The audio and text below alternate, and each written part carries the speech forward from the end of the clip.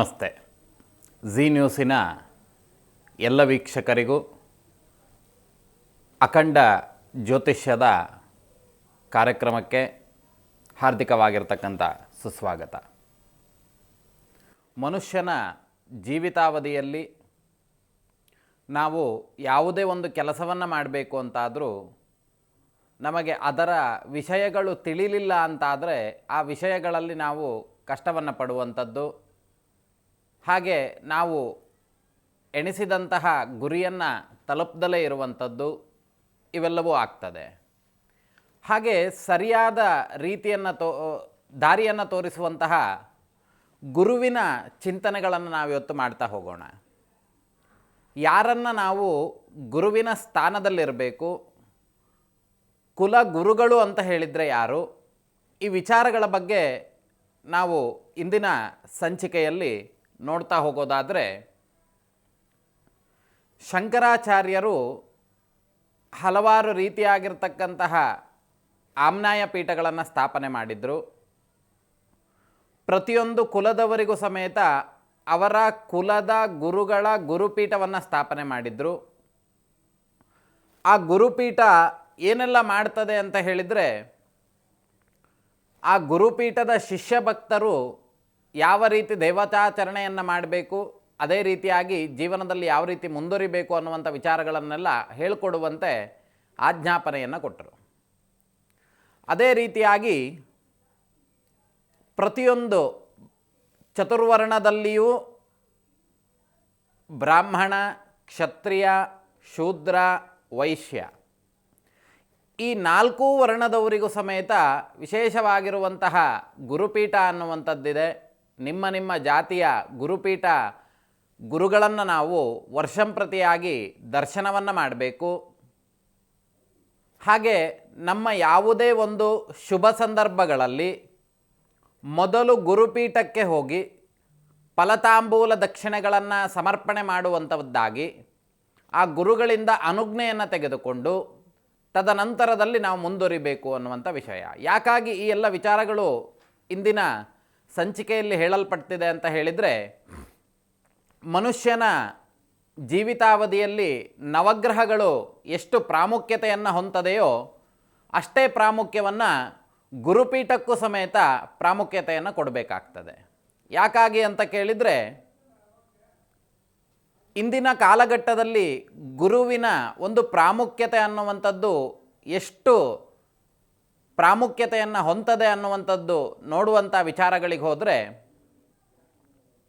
ನಮ್ಮ ಜ್ಯೋತಿಷ್ಯ ಶಾಸ್ತ್ರದಲ್ಲಿ ಬಂದಿರುವಂತೆ ಯಾವುದೋ ಒಂದು ಸಮಸ್ಯೆಯನ್ನು ಪರಿಹಾರ ಮಾಡಿಕೊಳ್ಳೋದಕ್ಕೋಸ್ಕರವಾಗಿ ಒಂದು ದೇವತಾರಾಧನೆಯನ್ನು ಮಾಡಬೇಕು ಅನ್ನುವಂತಹ ಪರಿಹಾರ ಮಾರ್ಗದ ರೂಪದಲ್ಲಿ ಜ್ಯೋತಿಷ್ಯ ಮುಖಾಂತರವಾಗಿ ಬಂದಂಥ ಪರಿಹಾರಗಳನ್ನು ನಾವು ಮಾಡಿಕೊಳ್ಳುವಂಥ ಸಂದರ್ಭ, ಹಾಗೆ ಫಲಪುಷ್ಪ ಹಿರಣ್ಯಾದಿ ಮಂಗಳಕರವಾಗಿರ್ತಕ್ಕಂಥ ವಸ್ತುಗಳನ್ನು ಬ್ರಾಹ್ಮಣರಿಗೆ ಅರ್ಪಿಸಿ ನಮ್ಮ ಮನೆಯಲ್ಲಿ ಈ ರೀತಿಯಾಗಿರ್ತಕ್ಕಂಥ ಕೆಲಸಗಳಾಗಬೇಕು ಅನ್ನುವಂಥ ನಿವೇದನೆಯನ್ನು ಅವರ ಹತ್ರ ಮಾಡಿಕೊಂಡು ತದನಂತರದಲ್ಲಿ ನಮ್ಮ ತಾರಾನುಕೂಲಗಳನ್ನು ಕೂಡುವಂತಹ ದಿನ ಆ ಒಂದು ತಾರಾನುಕೂಲಗಳನ್ನು ನೋಡುವಂಥದ್ದು, ತದನಂತರದಲ್ಲಿ ಆ ಒಂದು ದೈವಿಕವಾಗಿರ್ತಕ್ಕಂಥ ಕೈಂಕರ್ಯವನ್ನು ಮಾಡುವಂಥದ್ದು.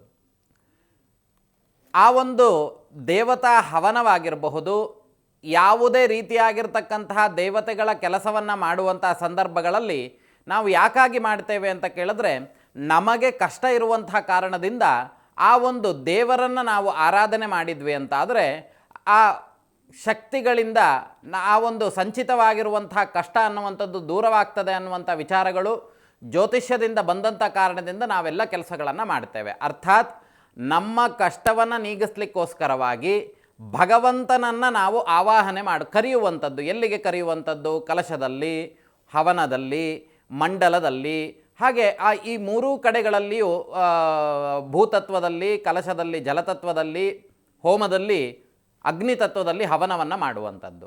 ಈ ಮೂರೂ ತತ್ವಗಳಲ್ಲಿ ನಾವು ಹವನವನ್ನು ಮಾಡುವಂಥದ್ದು ಯಾಕಾಗಿ ಅಂತ ಕೇಳಿದರೆ, ಭಗವಂತನನ್ನು ಸಂತೃಪ್ತಿಗೊಳಿಸಲಿಕ್ಕಾಗಿ ನಾವು ಈ ಹೋಮ ಹವನಾದಿಗಳನ್ನು ಮಾಡ್ತೇವೆ.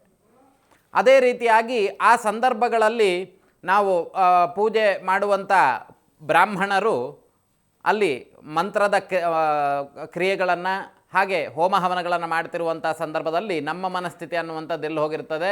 ಮೊಬೈಲ್ ಮೇಲೆ ಹೋಗಿರ್ತದೆ, ಅಥವಾ ಇನ್ನೊಂದು ಯಾವುದೋ ಬೇರೆ ವಿಚಾರಗಳ ಮೇಲೆ ನಮ್ಮ ಮನಸ್ಥಿತಿ ಅನ್ನುವಂಥದ್ದು ಹೋಗ್ತದೆ, ಅಥವಾ ಪೂಜೆಯ ವಿಚಾರವನ್ನು ಬಿಟ್ಟು ಬೇರೆ ಎಲ್ಲ ಕಡೆ ನಮ್ಮ ಮನಸ್ಥಿತಿ ಹೋದಾಗ ಏನಾಗ್ತದೆ ಅಂತ ಕೇಳಿದರೆ ಭಗವಂತ ಮುನಿಸಿಕೊಳ್ತಾನಂತೆ. ಯಾಕಾಗಿ ಅಂತ ಕೇಳಿದರೆ ಇವನ ಕಷ್ಟಕ್ಕಾಗಿ ನನ್ನನ್ನು ಕರೆದು ಬೇರೆ ಯಾವುದೋ ವಿಚಾರಗಳಲ್ಲಿ ಮಾತಿನಲ್ಲಿ ತಲ್ಲೀನನಾಗುವಂಥದ್ದು, ಅಥವಾ ಬೇರೆ ಇನ್ಯಾವುದೋ ದೇವತಾ ವಿಚಾರಗಳನ್ನು ಬಿಟ್ಟು ಬೇರೆ ವಿಚಾರಗಳಲ್ಲಿ ಗಮನವನ್ನು ಕೊಡುವಂಥದ್ದು, ಇವೆಲ್ಲವನ್ನು ಮಾಡೋದ್ರಿಂದ ಏನಾಗ್ತದೆ ಅಂತ ಕೇಳಿದರೆ ಭಗವಂತ ಮುನಿಸ್ಕೊಳ್ತಾನಂತೆ.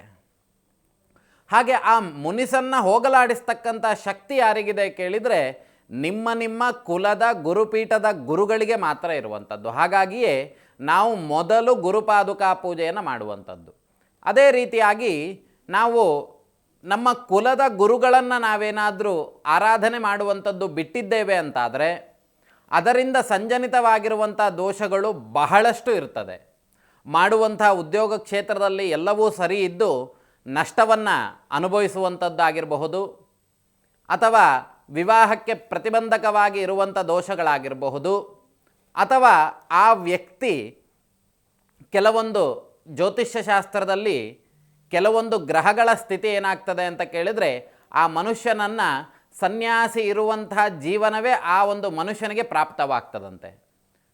ಮದುವೆಯ ಮೇಲೆ ಆಸಕ್ತಿ ಇಲ್ಲದಲೇ ಇರುವಂಥದ್ದು, ಅಥವಾ ನಮಗೆ ಮದುವೆ ವಿಚಾರಗಳು ಬೇಡ ಅನ್ನುವಂಥದ್ದು, ಅಥವಾ ಈ ಗುರುಗ್ರಹದ ಕೆಲವೊಂದು ದೋಷಗಳಿತ್ತು ಅಂತಾದರೆ ಈ ರೀತಿಯಾಗಿರ್ತಕ್ಕಂಥ ಮಾನಸಿಕ ಚಿಂತನೆಗಳು ಬರ್ತಾ ಹೋಗ್ತದಂತೆ.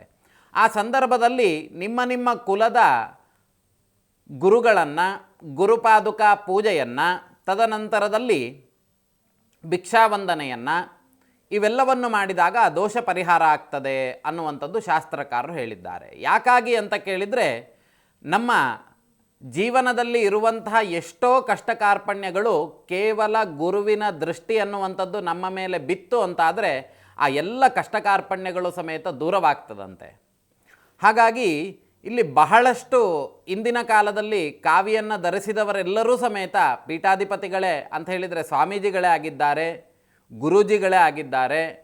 ಹಾಗೆ ನಾವು ಯಾರನ್ನು ಗುರು ಅಂತ ಸ್ವೀಕರಣೆ ಮಾಡಬೇಕು ಅನ್ನುವಂಥ ವಿಚಾರಗಳನ್ನು ನೋಡುವಾಗ ಇಲ್ಲಿ ಪರಮಾದ್ಭುತವಾಗಿರ್ತಕ್ಕಂಥ ಶಕ್ತಿಯನ್ನು, ಬೆಳಕು ಸರಿದಾರಿಯನ್ನು ತೋರಿಸುವಂಥದ್ದು, ಪರಮಾದ್ಭುತವಾಗಿರ್ತಕ್ಕಂಥ ಶಕ್ತಿಯೆಡೆಗೆ ಬೆಳಕನ್ನು ಕೊಡುವಂಥ ಜಾಗಕ್ಕೆ ಆ ದಾರಿಯನ್ನು ತೋರಿಸುವವನು, ಅಮೃತವನ್ನು ಹಂಚುವವನು, ಈಶ್ವರನಾಗಿ ಶಿಷ್ಯನಲ್ಲಿರುವಂತಹ ತಮಸ್ಸನ್ನು ತೆಗೆದುಹಾಕುವಂಥವನು, ಅಂಧಕಾರವನ್ನು ತೆಗೆದುಹಾಕುವಂಥವನು, ಬ್ರಹ್ಮನಾಗಿ ಜ್ಞಾನವನ್ನು, ವಿನಯವನ್ನು, ಪ್ರಜ್ಞೆಯನ್ನು, ಪ್ರತಿಭೆಯನ್ನು, ಅದೇ ರೀತಿಯಾಗಿ ವಿಷ್ಣುವಾಗಿ ಸಂರಕ್ಷಣೆಯನ್ನು ಮಾಡ್ತಾನಂತೆ.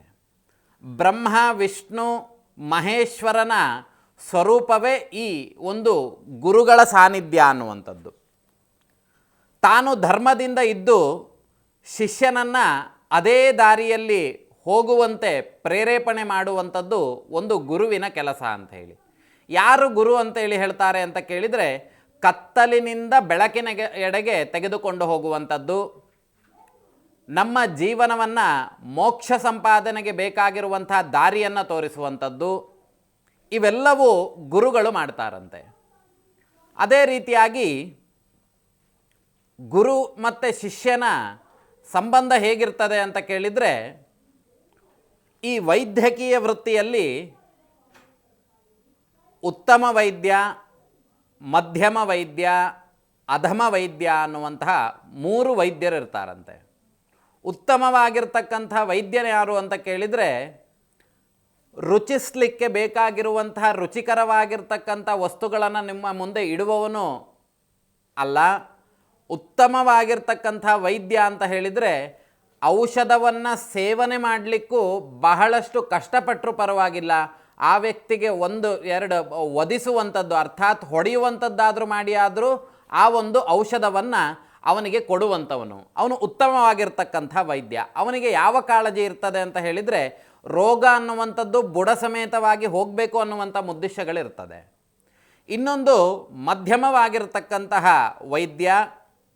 ಈ ಮಧ್ಯಮ ವೈದ್ಯನ ಚಿಂತನೆ ಏನು ಅಂತ ಕೇಳಿದರೆ ನೀವು ಯಾವುದಾದ್ರೂ ಒಂದು ರೋಗಕ್ಕೆ ವಿಷಯವನ್ನು ಕೇಳಿದ್ರಿ ಅಂತಾದರೆ ಅವನಿಗೆ ಮನಸ್ಸಿತ್ತು ಅಂತಾದರೆ ಕೊಡ್ತಾನೆ, ಇಲ್ಲ ಅಂತ ಹೇಳಿದರೆ ಕೊಡೋದಿಲ್ಲ.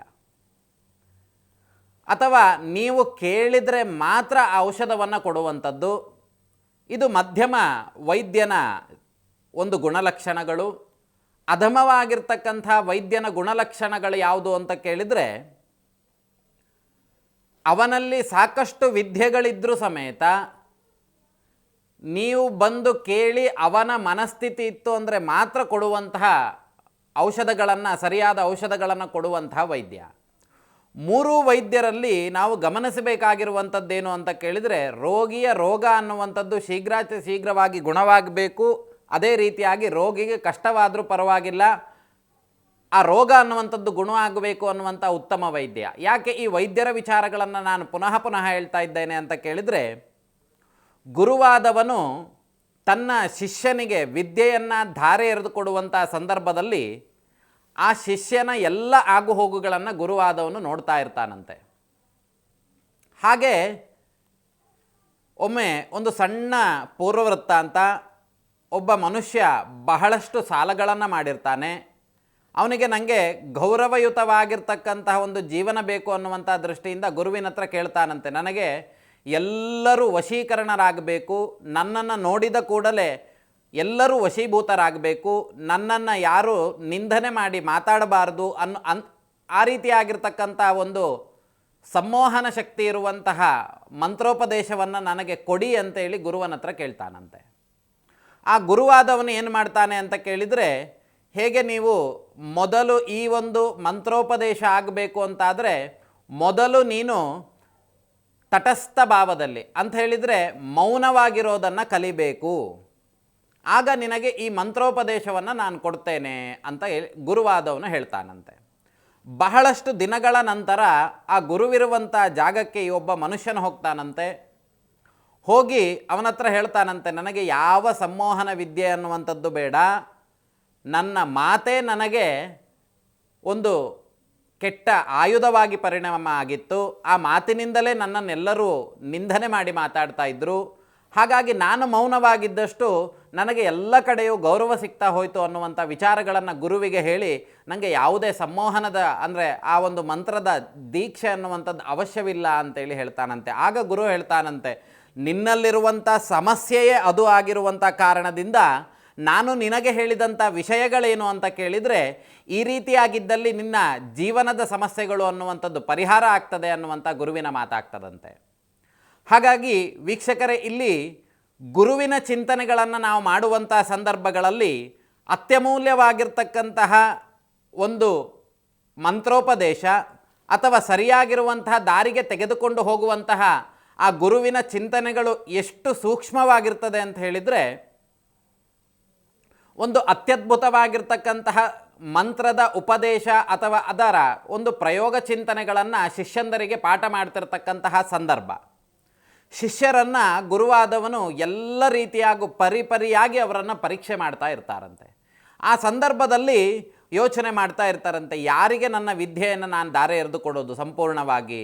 ಎಲ್ಲ ಶಿಷ್ಯರಲ್ಲೂ ಸಮೇತ ಮೋಹದಿಂದ ತುಂಬಿದ್ದಾರೆ, ಜನರು ಆಸೆಯಿಂದ ತುಂಬಿದ್ದಾರೆ, ಪರೋಪಕಾರಕ್ಕೋಸ್ಕರವಾಗಿ ಯಾರೂ ಸಮೇತ ಈ ಕಾಲದಲ್ಲಿ ಶಿಷ್ಯಂದಿರು ಅನ್ನುವಂಥದ್ದು ಇರೋದಿಲ್ಲ, ನನಗೆ ಸಿಕ್ಕಿಲ್ಲ ಅನ್ನುವಂಥ ಬೇಸರದಿಂದನೇ ಇರುವಂಥ ಸಂದರ್ಭದಲ್ಲಿ ಯಾರಿಗೂ ಸಮೇತ ಅದರ ಪ್ರಯೋಗಾದಿಗಳನ್ನು ಹೇಳಿಕೊಟ್ಟು ಗುರುವಾದವನು ಮೂಲಮಂತ್ರದ ಉಪದೇಶವನ್ನೇ ಕೊಡೋದಿಲ್ಲ ಅಂತೆ. ಯಾಕೆ ಅಂತ ಕೇಳಿದರೆ, ಈ ಒಂದು ಉಪದೇಶಾದಿಗಳನ್ನು ನಾವು ಕೊಟ್ಟೆವು ಅಂತಾದರೆ ಇದರಿಂದ ಲೋಕಕ್ಕೆ ಕಂಟಕ ಉಂಟಾಗ್ತದೆ, ಆದ್ದರಿಂದ ಇದನ್ನು ಬಳಸ್ದಲೇ ಇರುವಂಥದ್ದೇ ಉತ್ತಮ ಅನ್ನುವಂಥ ಚಿಂತನೆಯನ್ನು ಮಾಡಿ ಗುರುವಾದವನು ಆ ಮಂತ್ರವನ್ನು ತನ್ನಲ್ಲೇ ಇಟ್ಟುಕೊಂಡು ಬಿಟ್ಟು ಮರಣವನ್ನು ಸಹ ಹೊಂದಿಬಿಡ್ತಾನಂತೆ. ಹಾಗೆ ಲೋಕವನ್ನು ಸಮೇತ ಒಂದು ದೃಷ್ಟಿಕೋನದಲ್ಲಿ ನೋಡುವಂಥದ್ದು, ಹಾಗೆ ಶಿಷ್ಯ ಜನರ ಚಿಂತನೆಗಳನ್ನು ನೋಡುವಂಥದ್ದು, ಅವರ ಆಗುಹೋಗುಗಳನ್ನು ಚಿಂತನೆ ಮಾಡುವಂಥದ್ದು, ಅವರಿಂದ ದೇಶಕ್ಕೆ ಉಪಯೋಗ ಆಗುವಂತಹ ಯಾವ ಕೆಲಸಗಳನ್ನು ಮಾಡಿಸಬೇಕು ಅನ್ನುವಂಥ ಚಿಂತನೆಗಳನ್ನುಳ್ಳಂಥವನು, ನಮ್ಮನ್ನು ಕತ್ತಲೆಯಿಂದ ಬೆಳಕಿನೆಡೆಗೆ ಕೊಂಡೋಗುವಂಥ ದಾರಿಯನ್ನು ತೋರಿಸಿಕೊಡುವಂಥವನು, ಮೋಕ್ಷಕ್ಕೆ ಕಾರಣವಾಗಿರ್ತಕ್ಕಂಥ ಗುರುವಾದವನು ಬಹಳ ನಮ್ಮ ಜೀವನದಲ್ಲಿ ಪ್ರಾಮುಖ್ಯತೆಯನ್ನು ಹೊಂತಾರಂತೆ. ಅದೇ ರೀತಿಯಾಗಿ ನಮ್ಮ ಎದುರು ಭಾಗದಲ್ಲಿ ಗೋವಿಂದನು ಅದೇ ರೀತಿಯಾಗಿ ಗೋವಿಂದನೊಟ್ಟಿಗೆ ಗುರುವು ಎದುರುಗಡೆ ಪ್ರತ್ಯಕ್ಷನಾದರು ಅಂತಾದರೆ ನಾವು ಮೊದಲು ಪ್ರಣಾಮ ಮಾಡಬೇಕಾಗಿರುವಂಥದ್ದು ಗುರುವಿಗಂತೆ. ಯಾಕಾಗಿ ಅಂತ ಕೇಳಿದರೆ, ಗುರುವಾದವನೇ ಆ ಒಂದು ದೇವತಾ ಪರಿಪೂರ್ಣವಾಗಿರ್ತಕ್ಕಂಥ ಅನುಗ್ರಹಕ್ಕೆ ಕಾರಣವಾಗುವಂತಹ ದಾರಿಯನ್ನು ತೋರಿಸಿಕೊಡುವಂತಹ ಶಕ್ತಿ ಇರುವಂಥದ್ದು. ಆ ದೇವರ ಶಾಪಕೋಪಗಳನ್ನು ತಡೆದು ನಿಲ್ಲಿಸುವಂಥ ಶಕ್ತಿ ಇರುವಂಥದ್ದು ಯಾರಿಗೆ ಅಂತ ಕೇಳಿದರೆ, ಈ ನಿಮ್ಮ ಕುಲದ ಗುರುಪೀಠಕ್ಕೆ. ಯಾರೋ ಒಬ್ಬರು ಬರ್ತಾರೆ, ನಮ್ಮ ಮನೆಯಲ್ಲಿ ಪಕ್ಕಭಾಗದಲ್ಲಿ ದೇವಸ್ಥಾನದಲ್ಲಿ ಕಾವಿ ಹಾಕ್ಕೊಂಡು ಕೂತಿದ್ದಾರೆ, ಅಥವಾ ಮೈ ಮೇಲೆ ಬಹಳಷ್ಟು ಸರಗಳನ್ನು ಹಾಕ್ಕೊಂಡಿದ್ದಾರೆ, ಹಾಗೆ ನಂತರದಲ್ಲಿ ಮಾಟಮಂತ್ರಾದಿಗಳನ್ನು ಮಾಡ್ತಾರೆ. ಇದು ಯಾರೂ ಸಮೇತ ಗುರು ಅಂತ ಹೇಳಿ ಅನ್ನಿಸ್ಕೊಳ್ಳೋದಿಲ್ಲ. ನಾವು ಮೊದಲು ಗುರುವಾಗಿ ಯಾರನ್ನ ಸ್ವೀಕರಣೆ ಮಾಡಬೇಕು ಅಂತ ಹೇಳಿದರೆ, ನಮ್ಮ ಕುಲದ ಗುರುಪೀಠದವರನ್ನೇ ನಾವು ಗುರುವಾಗಿ ಸ್ವೀಕರಣೆ ಮಾಡಬೇಕು. ಯಾರು ಧರ್ಮ ಮಾರ್ಗದಿಂದ ತೋರಿಸ್ತಾ ಬರ್ತಾರೆಯೋ, ಪ್ರತಿಫಲಾಪೇಕ್ಷೆ ಅಂತ ಹೇಳಿದರೆ ಅವರು ಮಾಡಿದಂಥ ಕೆಲಸಕ್ಕಾಗಲಿ ಮಾರ್ಗದರ್ಶನಕ್ಕಾಗಲಿ ಪ್ರತಿಫಲದ ಅಪೇಕ್ಷೆಯನ್ನು ಹೊಂದದಲೇ ಕೇವಲ ಶಿಷ್ಯನಾದವನ ಮನೋ ಇಚ್ಛೆಯನ್ನು ಪೂರೈಸಲಿಕ್ಕಾಗಿಯೋ ಮತ್ತೊಂದಾಗಿಯೋ ಆ ಪರಿಹಾರ ಹೇಳುವಂಥವನು ಗುರು ಅಲ್ಲ. ಸರಿಯಾದ ಮಾರ್ಗದಲ್ಲಿ ಅವನು ತಪ್ಪು ದಾರಿಯನ್ನು ಹಿಡಿದಿದ್ದೇ ಹೌದು ಅಂತಾದರೆ ಸರಿಯಾದ ಮಾರ್ಗದಲ್ಲಿ ತೆಗೆದುಕೊಂಡು ಹೋಗುವಂಥ ಚಾಕಚಕ್ಯತೆ ಇರುವಂತಹವರೇ ಗುರು ಅಂತೇಳಿ ಹೇಳಲಿಕ್ಕೆ ಸಾಧ್ಯತೆ. ಐಹಿಕವಾಗಿರ್ತಕ್ಕಂಥ ಸುಖದಲ್ಲಿ, ಪ್ರಾಪಂಚಿಕವಾಗಿರ್ತಕ್ಕಂತಹ ಈ ಜೀವನದಲ್ಲಿ ಕೇವಲ ಧರ್ಮ ಮಾರ್ಗವನ್ನು ತೋರಿಸುವಂಥದ್ದೇ ಗುರುವಿನ ಕೆಲಸ. ಹಾಗಾಗಿ ಗುರುವಿನ ಒಂದು ಚಿಂತನೆಗಳು ಎಷ್ಟೆಲ್ಲ ಸಮಸ್ಯೆಗಳನ್ನು ಕೊಡ್ತದೆ ಅಂತ ಕೇಳಿದರೆ, ನಮ್ಮ ಕುಟುಂಬದ ಕುಲದೇವರನ್ನು ಬಿಟ್ಟರು ಸಮೇತ ಕುಲಗುರುಗಳನ್ನು ನಾವು ಬಿಡಬಾರ್ದು ಅನ್ನುವಂಥ ವಿಚಾರಗಳಿದ್ದಾವೆ. ಕುಲಗುರುಗಳನ್ನು ವರ್ಷಕ್ಕೊಮ್ಮೆಯಾದರೂ ಅವರ ಪಾದಪೂಜೆಗಳನ್ನು ಮಾಡಿ ಭಿಕ್ಷಾವಂದನೆಯನ್ನು ಮಾಡಬೇಕು. ಆಗ ಗುರುಗಳ ದೃಷ್ಟಿ ಅನ್ನುವಂಥದ್ದು ನಮ್ಮ ಕುಟುಂಬದ ಮೇಲೆ ಇರ್ತದೆ ಅನ್ನುವಂಥ ವಿಷಯಗಳು.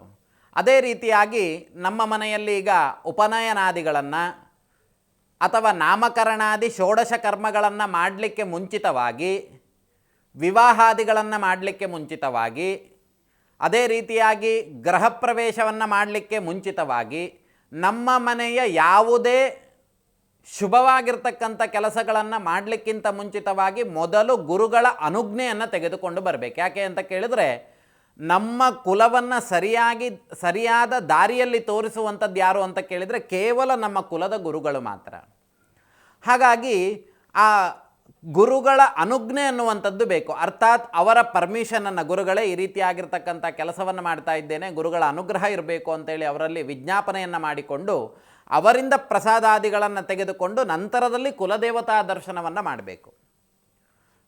ಹಾಗೆ ಈ ಒಂದು ಮದುವೆಯನ್ನು, ನಾಮಕರಣವನ್ನು, ಗೃಹ ಪ್ರವೇಶವನ್ನು, ನೂತನವಾಗಿರುವಂಥ ವ್ಯವಹಾರ ಕ್ಷೇತ್ರವನ್ನು, ನಮ್ಮ ಜೀವನದ ಅತ್ಯಮೂಲ್ಯವಾಗಿರುವಂತಹ ಯಾವುದೇ ನೂತನವಾಗಿ ಪ್ರಾರಂಭ ಮಾಡುವಂತಹ ಸಂದರ್ಭಗಳಲ್ಲಿ ಮೊದಲು ನಮ್ಮ ಕುಲಗುರುಗಳ ದರ್ಶನವನ್ನು ಮಾಡಿ, ಫಲಪುಷ್ಪ ಹಿರಣ್ಯಾದೀನ್ ಅಂತ ಹೇಳಿದರೆ ಮಂಗಳಕರವಾಗಿರ್ತಕ್ಕಂಥ ವಸ್ತುಗಳನ್ನು ಹಿಡಿದುಕೊಂಡು ಕುಲಗುರುಗಳ ಮುಂದೆ ಹೋಗಿ ನಮ್ಮ ಮನೆಯಲ್ಲಿ ದೇವತಾನುಗ್ರಹದಿಂದ ಹಾಗೆ ಗುರುಗಳ ಮಾರ್ಗದರ್ಶನದಿಂದ ಈ ಒಂದು ಶುಭವಾಗಿರ್ತಕ್ಕಂಥ ಕೆಲಸವನ್ನು ಮಾಡ್ತಾ ಇದ್ದೇನೆ, ಗುರುಗಳ ಅನುಜ್ಞೆ ಬೇಕು ಅನ್ನುವಂತೆ ಗುರುಗಳ ಮುಂದೆ ವಿಜ್ಞಾಪನೆಯನ್ನು ಮಾಡಿಕೊಂಡು ಗುರುಗಳ ಮಂತ್ರಾಕ್ಷತೆಯನ್ನು ತೆಗೆದುಕೊಂಡು ಅವರು ಆಶೀರ್ವದಿಸಿ ಕೊಟ್ಟಂಥ ವಸ್ತುಗಳನ್ನು ಹಿಡಿದುಕೊಂಡು ನಂತರದಲ್ಲಿ ಮನೆಗೆ ಬಂದು ನಂತರದಲ್ಲಿ ಕುಲದೇವತಾ ದರ್ಶನಕ್ಕೆ ಹೋಗಬೇಕು ಅನ್ನುವಂಥದ್ದಿರುವಂಥದ್ದು.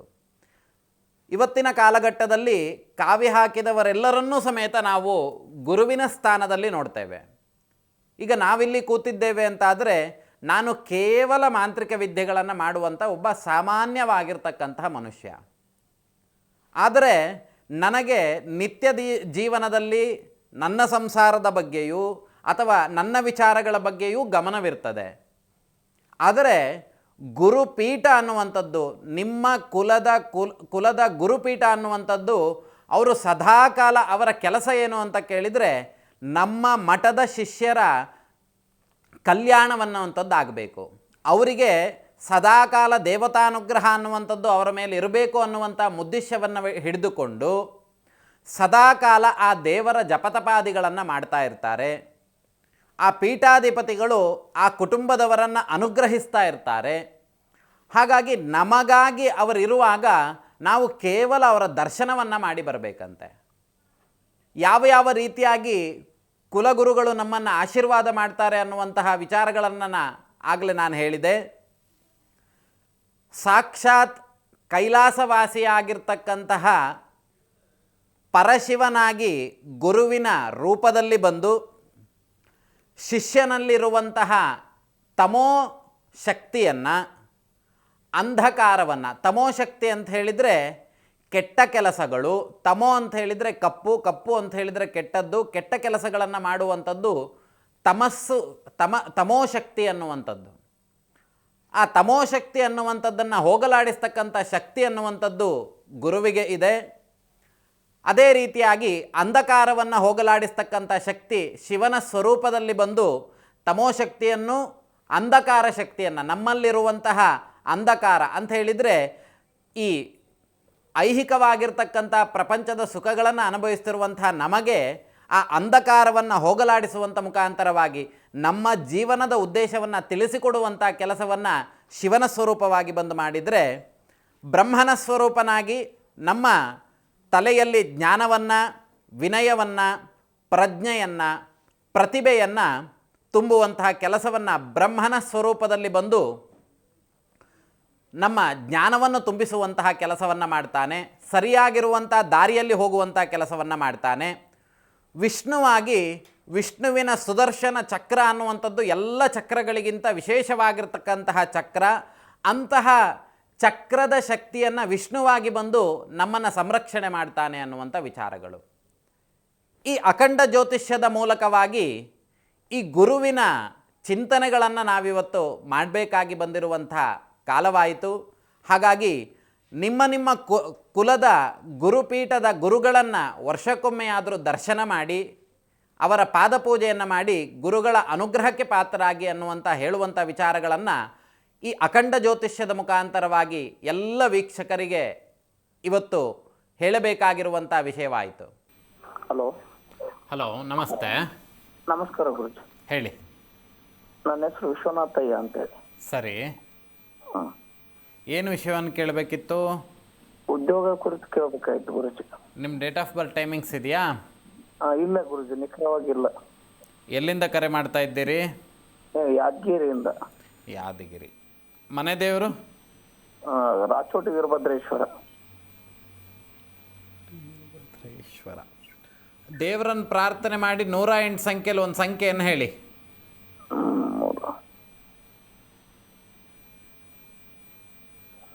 ಕೇಳಿಸ್ತಾ ಹೇಳಿದ್ದು?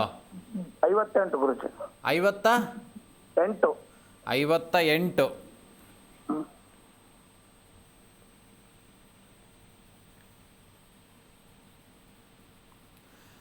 ನಿಮ್ಮ ಕುಟುಂಬದಲ್ಲಿ ಸ್ವಲ್ಪ ಬಹಳ ದೇವರನ್ನೆಲ್ಲ ಆರಾಧನೆ ಮಾಡಿ ಬಂದವರಿಗೆಲ್ಲ ಸ್ವಲ್ಪ ಏನಾದರೂ ನಿಂಬೆಹಣ್ಣು ಮಾಡಿಕೊಡೋದು ಅಥವಾ ಪ್ರಸಾದ ಮಾಡಿಕೊಡೋದು ಈ ಥರದ್ದು ಯಾರಾದರೂ ಮಾಡ್ತಾ ಇದ್ರಾ? ನಮ್ಮ ತಂದೆಯವ್ರು ಮಾಡ್ತಾ ಇದ್ರು ಗುರುಜಿ. ಹಾಂ. ನೀವು ಅದನ್ನೀಗೆಲ್ಲ ನಿಲ್ಲಿಸಿದ್ದೀರಾ? ಹೌದು.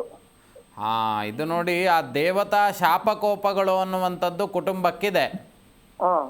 ಇದಕ್ಕೇನಾಗ್ತಿದೆ ಅಂತ ಕೇಳಿದರೆ ಮಾಡುವಂಥದ್ರಲ್ಲಿ ಎಲ್ಲದರಲ್ಲೂ ಪ್ರತಿಬಂಧಕ ಅನ್ನುವಂಥದ್ದು ಆಗ್ತಾ ಇದೆ.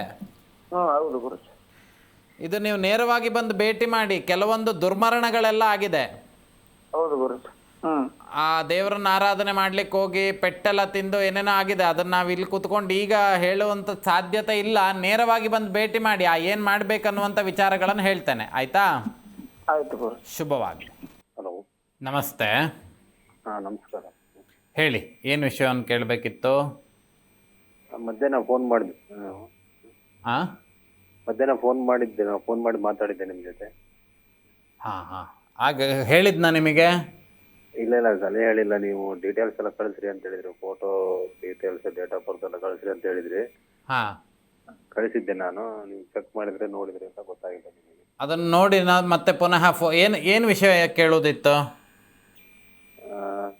ನಾನೊಂದು ಫ್ಯಾಮಿಲಿ ವಿಚಾರವಾಗಿ ಕೇಳೋದಿತ್ತು. ಸರ್ ಅದು ಹಣಕಾಸಿನ ಏನೋ ಒಂದು ನಾ ಮುಂಚಿತವಾಗಿ ಏನಾದರೂ ಕೆಲಸವನ್ನು ಮಾಡ್ಲಿಕ್ಕೆ ಹೇಳಿದ್ನ ನಿಮಗೆ? ಇದೆಲ್ಲ ಏನು ಯಾವುದು ಹೇಳಿರಲ್ಲ, ನೀವು ಡೀಟೇಲ್ಸ್ ಕೇಳಿದ್ರಿ. ಹಾಂ ಹಾಂ. ಆಮೇಲೆ ಡೇಟ್ ಆಫ್ ಬರ್ತು, ನಿಮ್ಮದು ಫೋಟೋ. ನಿಮ್ಮ ಮನೆ ದೇವ್ರು ಯಾವುದು? ಮನೆ ದೇವ್ರದ್ದು ಆಂಜನೇಯ ಉತ್ತರಾಯ ಸ್ವಾಮಿ ಅಂತ ಹೇಳಿದ್ರೆ ಆಂಜನೇಯ ಸ್ವಾಮಿ, ಆಮೇಲೆ ಚಂದ್ರವತಿ ರೇಣುಕಾಂಬ. ಸರಿ, ನಿಮ್ಮ ಮನೆ ದೇವರನ್ನು ಪ್ರಾರ್ಥನೆ ಮಾಡಿ ಒಂದು ಸಂಖ್ಯೆಯನ್ನು ಹೇಳಿ ನೋಡುವ. ಮನೆ ಒಂದು ಸಂಖ್ಯೆಯನ್ನು ಹೇಳಿ. ಹಾಂ ಸರಿ ಸರಿ ಸರಿ 6. 6. ಇಲ್ಲಿ ನೋಡಿ, ಒಂದೇನಾಗಿದೆ ಅಂತ ಕೇಳಿದರೆ, ಕುಟುಂಬದಲ್ಲಿ ಹ್ಞೂ ಆಸ್ತಿಯ ವಿಚಾರಗಳಲ್ಲಿ ಎಲ್ಲ ಒಂದು ಸ್ವಲ್ಪ ಈಗ ತುಂಬ ನಾಳೆಗೆ ಊಟ ಮಾಡ್ಲಿಕ್ಕೆ ನನಗೆ ಗತಿ ಇಲ್ಲ ಅನ್ನುವಂಥ ಸ್ಥಿತಿಗತಿಗಳೇನು ನಿಮ್ಮಲ್ಲಿಲ್ಲ. ಓ ಹಾಂ. ಆದರೆ ಆಸ್ತಿ ಅನ್ನುವಂಥದ್ದೆಲ್ಲ ಇದೆ, ಆದರೆ ಅದು ಯಾವುದನ್ನು ಅನುಭವಿಸ್ಲಿಕ್ಕೆ ಸಾಧ್ಯತೆ ಆಗ್ತಾ ಇಲ್ಲ. ಹ್ಞೂ ಹ್ಞೂ ಅರ್ಥ ಆಯ್ತಾ? ಹ್ಞೂ ಹ್ಞೂ ಮತ್ತು ಇನ್ನೊಂದೇನು ಅಂತ ಕೇಳಿದರೆ, ನಿಮ್ಮ ಕುಟುಂಬ ಕೆಲವೊಂದೆಲ್ಲ ದೇವತಾ ಕೆಲಸಗಳನ್ನು ತುಂಬ ಶ್ರದ್ಧಾಭಕ್ತಿಯುತರಾಗಿ ಮಾಡ್ತಾ ಇತ್ತು. ಹ್ಞೂ ಹ್ಞೂ ನೀವು ಅದು ಯಾವುದನ್ನು ಮಾಡ್ದಲೇ ಇರುವಂಥ ಲಕ್ಷಣಗಳು ಕಾಣಿಸ್ತಾ ಇದೆ. ಹ್ಞೂ ಹ್ಞೂ ಕೆಲವೊಂದು ಈ ಶತ್ರುಕೃತವಾಗಿರುವಂಥ ದೋಷಗಳು ಅನ್ನುವಂಥದ್ದು. ನೀವು ಎಲ್ಲಿ, ಯಾವ ಊರಿಂದ ಫೋನ್ ಮಾಡ್ತಿರೋದು? ಶಿಕಾರಿಪುರ ತಾಲೂಕು, ಶಿವಮೊಗ್ಗ ಡಿಸ್ಟಿಕ್ಕು. ಹಾಂ ಹಾಂ ಹಾಂ. ನೀವು ನೇರವಾಗಿ ಬಂದು ಭೇಟಿ ಮಾಡೋದು ಉತ್ತಮ ಅಂತ ನನ್ನ ಅಭಿಪ್ರಾಯ. ನೇರವಾಗಿ ಅಂದರೆ ನಿಮ್ಮನ್ನ ಎಲ್ಲಿ ಭೇಟಿ ಮಾಡೋದು? ಅದು ನಿಮಗೆ ನಂತರದಲ್ಲಿ ನಿಮಗೆ ನಮ್ಮವರು ಫೋನ್ ಮಾಡಿ ತಿಳಿಸ್ತಾರೆ. ಹ್ಞೂ ಹ್ಞೂ ಹ್ಞೂ ಅಲ್ಲಿ ನೀವು ಬರುವಂಥ ಕೆಲಸವನ್ನು ಮಾಡಿ. ಇದು ಸ್ವಲ್ಪ ಏನೋ ಕೆಟ್ಟ ಕೆಲಸಗಳನ್ನು ಮಾಡಿ ಪೆಟ್ಟು ತಿಂದಿರುವಂಥ ಲಕ್ಷಣಗಳು, ಹ್ಞೂ ಹ್ಞೂ ದೇವರ ಶಾಪಕೋಪಗಳು ಅಂತ ಹೇಳಬೇಕು. ಆದರೆ ಅದನ್ನೆಲ್ಲ ನಾವು ಇಲ್ಲಿ ಸ್ಪಷ್ಟವಾಗಿ ಹೇಳಲಿಕ್ಕೆ ಸಾಧ್ಯತೆ ಇಲ್ಲ. ಒಮ್ಮೆ ನೇರವಾಗಿ ಬಂದು ಭೇಟಿ ಮಾಡಿ.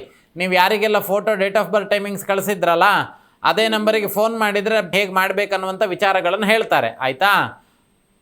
ಅಲ್ಲಿ ತನಕ ಪ್ರತಿನಿತ್ಯವೂ ಸಮೇತ ಎಳ್ಳಿನ ಎಣ್ಣೆಯಲ್ಲಿ ನಿಮ್ಮ ಬಿಂಬವನ್ನು ನೋಡಿ ಆ ಎಳ್ಳೆಣ್ಣೆಯನ್ನು ಶನೈಶ್ವರನ ದೇವಸ್ಥಾನಕ್ಕೆ ಕೊಡ್ತಾ ಬನ್ನಿ. ಚೂರು ಆದರೆ ಬೇಗ, ಸಾಧ್ಯವಾದಷ್ಟು ಬೇಗ ನೇರವಾಗಿ ಬಂದು ಭೇಟಿ ಮಾಡಿ ವಿಚಾರಗಳನ್ನು ಹೇಳ್ತಾನೆ. ಶುಭವಾಗಲಿ. ನಾನಲ್ಲಿ ಇದರಲ್ಲಿ ನಿಮ್ಮ ಇದೊಂದು ನಂಬರಿಗೆ ಇದನ್ನು ಕಳಿಸಿದ್ದೆ ನಾನು ಡೀಟೇಲ್ಸು. ಹಾಂ, ಫೋಟೋ ನೀವೆಲ್ಲ ವಿಷಯ ನಾನು ಹೇಳಿದ್ದೆ. ಅಲ್ಲಿ ಜನ ಯಾರು ಮಾತಾಡಿದ್ರು ನನಗೆ ಗೊತ್ತಾಗಿಲ್ಲ. ಅದೇ ಈಗ ನೋಡಿ, ಗುರುಗಳ, ಈಗ ನೀವು ಹೇಳಿ, ಗುರುಗಳನ್ನು ನಾವೀಗ ಲೈವ್ನಲ್ಲಿ ಮಾತಾಡಿದ್ವಿ, ಅವರು ಇಷ್ಟೆಲ್ಲ ಹೇಳಿದ್ದಾರೆ. ಅವ್ರು ಬಾಕಿ ವಿಚಾರಗಳನ್ನು ನಿಮಗೆ ತಿಳಿಸಿಕೊಡ್ತಾರೆ. ಸದ್ಯದ ಪರಿಸ್ಥಿತಿಗೆ ಇಷ್ಟನ್ನು ಮಾಡಿ ಅನುಕೂಲತೆ ಆಗ್ತದೆ. ಆಯಿತಾ? ಶುಭವಾಗಲಿ. ಮುಂದಿನ ಸಂಚಿಕೆಯಲ್ಲಿ ಮತ್ತೊಂದು ವಿಚಾರವನ್ನು ಹಿಡಿದುಕೊಂಡು ಆ ವಿಚಾರಗಳ ಬಗ್ಗೆ ಜ್ಞಾನವನ್ನು ಹರಿಸೋಣ ಅಂತ ಹೇಳ್ತಾ, ಝೀ ನ್ಯೂಸಿನ ಎಲ್ಲ ವೀಕ್ಷಕರಿಗೂ ಅಖಂಡ ಜ್ಯೋತಿಷ್ಯದಿಂದ ಶ್ರೀನಿಧಿ ಮಾಡುವಂಥ ನಮಸ್ಕಾರಗಳು. ಶುಭವಾಗಲಿ.